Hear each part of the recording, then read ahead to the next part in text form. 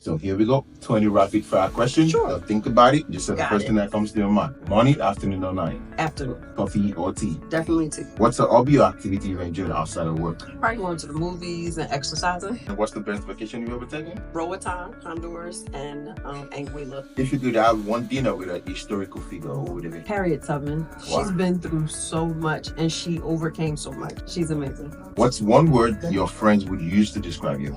Resilient. If Joye Sistrunk is the best sibling, who is the second best? All of them. What TV show did you binge watch? My favorite, Paradise. And then Handmaid's Tale. What's one decision you made early on that became a game changer? Bringing on my management team and investing in the business heavily. I didn't want to do it. My coaches convinced me to do it and I was kind of reluctant, but been a game changer. How do you undo failure or setbacks? I'm going to move forward. I always say I like to fail forward. I want to make sure that it's not in vain.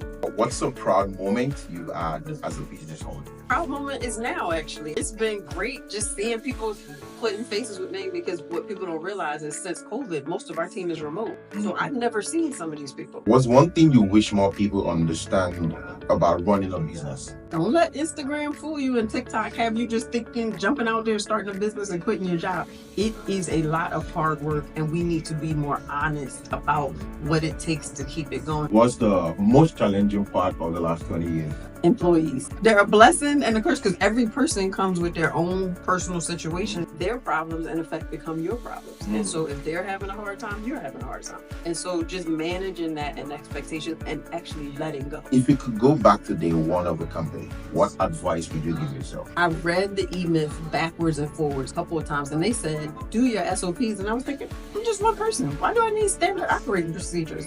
When people come, I'm just going to tell them what to do. I wish at that moment I had taken the advice of the book. Of course, now that we're at 20, we've definitely gone back and laid some foundation. How do you define success today compared to when you first started? So when I first started, it was getting my first contract and earning revenue. Now it's making sure that we are sustainable for the next 20, not just right now. And it's not about the next dollar. It's about what do we need to do to keep our culture? How do we grow responsibly and not just fast for the sake of growth? What legacy do you hope this company leaves behind? The legacy of being one of the first Black CPA firms run by a woman that was able to sustain for more than just me. So to be able to grow it so that as I add partners, it will outlive me.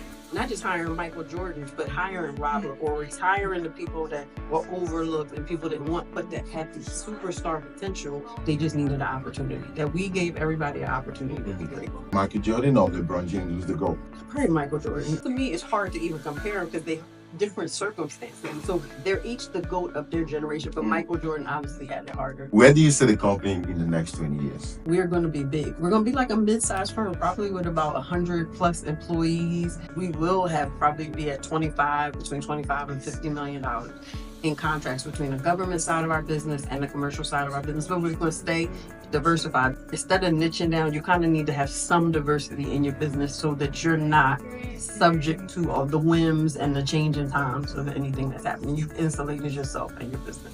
If the company were a person, what would the personality be like? Honestly, the company was born in June. The business is a Gemini-minded business, which means if you know any Geminis, you know they have two sides to their personality. Sometimes they're great and sometimes they're not so great. What's the most ridiculous business idea you secretly thought might actually work? I always wanted to own a Waffle House because there's none in the state of Maryland. And I personally love Waffle Houses. Been talking to my husband about, it's like, oh, it's a place right there on 301. We could just buy it and turn it into a Waffle House. He's like, that's dumb.